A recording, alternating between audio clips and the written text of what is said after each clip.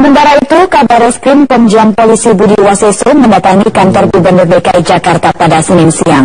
Kedatangan Kabareskrim ke kantor Balai Kota terkait pemeriksaan kasus dugaan korupsi pengadaan alat UPS. Kunjungan Kabareskrim merupakan tindak lanjut penyidikan kasus korupsi pengadaan UPS yang melibatkan sejumlah staf Pemprov DKI Jakarta. Pertemuan dilakukan secara tertutup di ruang Gubernur. Usai pertemuan, Komjen Polisi Budi Waseso mengatakan kedatangannya dalam rangka meminta keterangan Gubernur DKI Jakarta Basuki Cahayapurnama atau Ahok terkait kasus dugaan korupsi UPS. Setelah salah satu tersangka meminta agar Ahok ikut diperiksa. Setelah memeriksa Ahok, Kabareskrim juga akan memintai keterangan para pegawai Balai Kota DKI Jakarta dan mantan Ketua DPRD 2014. Bahkan, Kabareskrim juga menyatakan siap memeriksa Presiden Joko Widodo jika dari penyidikan lanjutan diperlukan keterangan mantan Gubernur DKI Jakarta tersebut. Sebagaimana diketahui, penyusunan APBD Perubahan DKI Jakarta tahun 2014 berlangsung pada saat jabatan Gubernur DKI Jakarta dipegang oleh Joko Widodo. Supaya jangan sembarangan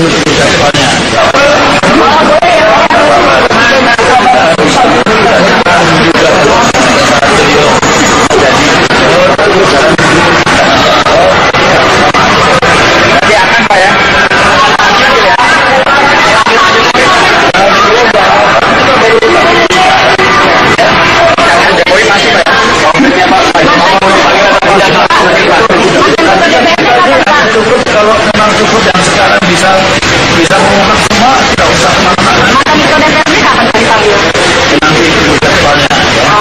Wakil Ketua DPRD DKI Jakarta Abraham Lunggana atau yang lebih dikenal dengan nama Haji Lulung, Senin pagi kemarin kembali menjalani pemeriksaan di Barreskrim Mabes Polri terkait kasus pengadaan alat UPS APBD DKI Jakarta tahun 2014. Hingga kini Lulung masih berstatus sebagai saksi.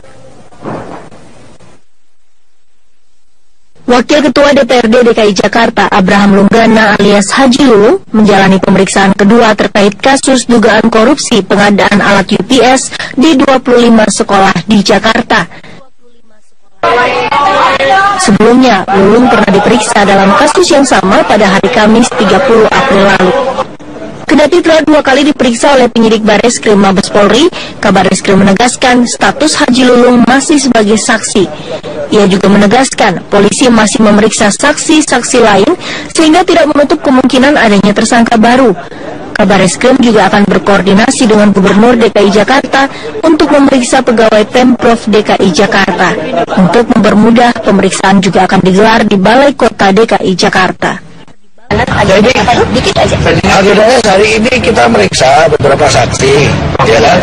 Terus saya koordinasi dengan Pak Gubernur DKI untuk tidak lanjut karena ada beberapa karyawan beliau yang harus kita periksa segera supaya bisa Pak Gubernur paham itu supaya segera kita bisa lakukan pemeriksaan itu.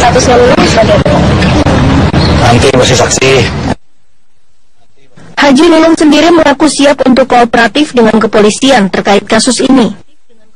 Masih dimintain keterangan lanjut karena saya kooperatif dan saya akan membantu polisi. Terima kasih. Sebelumnya, dalam kasus proyek pengadaan UPS, polisi telah menetapkan 2 tersangka, masing-masing mantan pejabat di suku Dinas Pendidikan Jakarta Barat dan Jakarta Pusat, Alex Usman dan Zainal Sulaiman. Keduanya diduga ikut mengatur pengadaan UPS di sejumlah sekolah yang bernilai hingga ratusan miliar rupiah. Proyek ini disebut oleh Gubernur Ahok sebagai proyek siluman. Selain menetapkan 2 tersangka, polisi juga telah menggeledah sejumlah tempat, termasuk ruangan Komisi E DPRD dan ruang sejumlah anggota DPRD DKI Jakarta.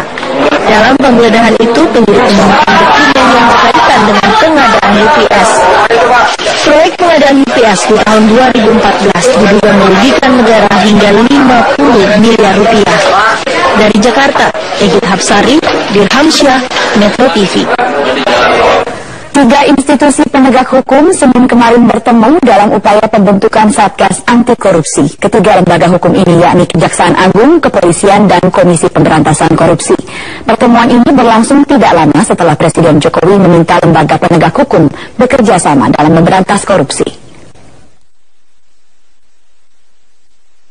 Dalam pertemuan itu, ketiga institusi masing-masing diwakili oleh pimpinannya, yaitu Jaksa Agung M. Prasetyo, Kapolri Jenderal Baharudin Haiti, dan sejumlah pimpinan KPK. Usai pertemuan yang digelar secara tertutup, Jaksa Agung menyebut ketiganya sepakat untuk membentuk Satgas Pemberantasan Korupsi. Ada beberapa kasus nanti mungkin perlu dikerjakan bersama, biar kalian tahu persis bahwa kita ini satu. Baik KPK, Kejaksaan, dan Polri itu satu. Memiliki semangat yang sama, tekad yang sama untuk bersama-sama memberantas korupsi. Ketua KPK Taufikur Rahman Ruki mengatakan kerjasama perlu dilakukan untuk menangani berbagai kasus korupsi. Dia memberi contoh penanganan kasus dugaan korupsi pada APBD Jakarta tahun 2014. Misalnya kasus APBD DKI. Saudara Gubernur DKI melaporkan kepada KPK. Tapi di satu sisi, Bareskrim Polda Metro Jaya sudah menangani. Daripada orang itu dipanggil bolak-balik ke sana kemari, ke KPK, ke Bareskrim, saya dan Pak Kapolri, ayo kita bikin tim gabungan yuk, ikutkan sekalian kejaksaan, kita bikin satu satgas. Katakanlah nanti penyelidikannya kita lakukan bersama, penyidikannya oleh penyidik KPK diperkuat oleh penyidik Polri, penuntutan sudah siap. Dengan demikian dia bisa berjalan begitu cepat.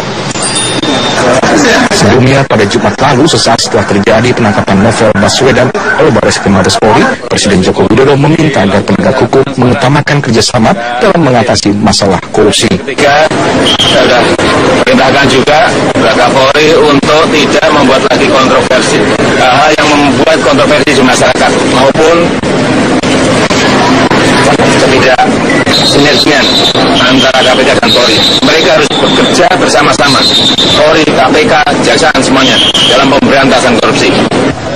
Pertemuan ini rencananya akan berlangsung rutin dan salah satu langkah konkret dalam kerjasama antara lembaga penegak hukum itu antara lain adalah pembentukan Satgas yang melibatkan personel dari 3 lembaga itu untuk menangani kasus-kasus korupsi. Tim Liputan Metro TV.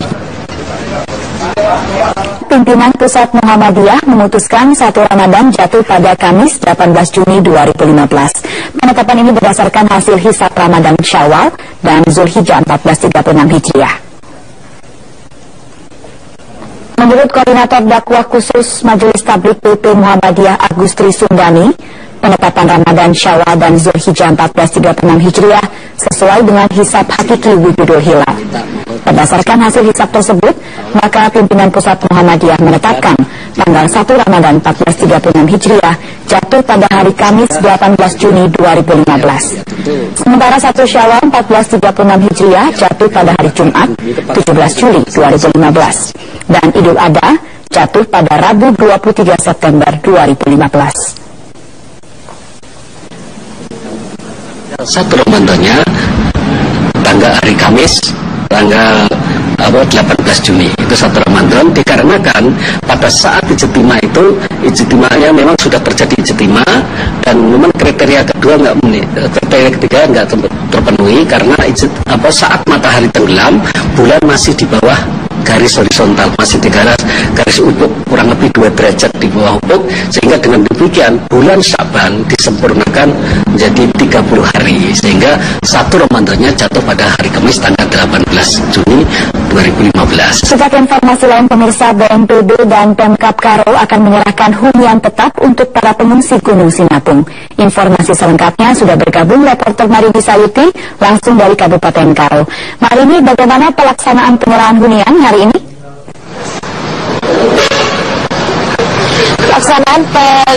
Pelaksanaan hunian untuk para pengungsi Gunung Sinabung ini rencananya akan dilakukan hari ini dan secara simbolis akan diserahkan langsung oleh Menteri Lingkungan Hidup Siti Nurbaya dan juga dihadiri oleh BNPB serta disaksikan langsung oleh Pemkab Karo. Rencananya akan dilakukan pada pukul 9 nanti di kantor Pemkab Karo. Dan 50 hunian untuk pengungsi korban Gunung Sinabung ini berlokasi di Desa Siosar, Kecamatan Tigapanah, Kabupaten Karo.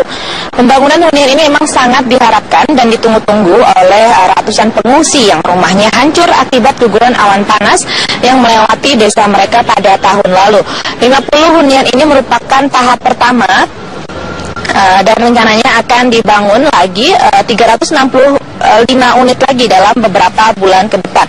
Sementara untuk akses menuju lokasi hunian ini, BNPB juga sudah meninjau pembangunan jalan baru sepanjang sekitar 9,2 km ini menuju ke relokasi perumahan di Desa Siosar, Kecamatan Tigapanah, Kabupaten Karo ini sudah selesai dan dapat digunakan oleh warga. Dan memang sebelumnya jalan ini merupakan jalan yang sulit dilalui karena merupakan hutan dan jalan ke lokasi penampungan pengungsi Sinabung ini kelihatan terjal, Rike, serta sulit dilalui karena berada di kawasan hutan industri yang tetap dijaga kelestariannya. Sementara itu di kawasan hutan di Desa Siosar ini merupakan area hutan lindung yang tidak boleh diganggu dan ditempati oleh masyarakat dan pemerintah. Namun setelah Kementerian Kehutanan memberikan izin hak pakai sementara bagi pengungsi erupsi Sinabung untuk dijadikan perumahan tempat tinggal, maka kawasan hutan tersebut terpaksa dibuka.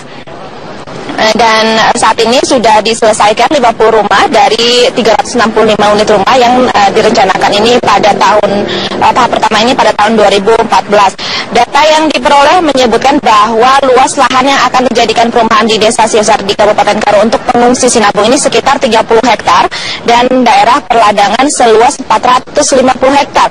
Sedangkan jumlah pengungsi Sinabung yang akan direlokasi sebanyak 1.700 kepala keluarga dan sementara jumlah pengungsi erupsi Gunung Sinabung saat ini mencapai 2.443 jiwa atau 795 kakak yang ditampung di 7 lokasi pengungsian.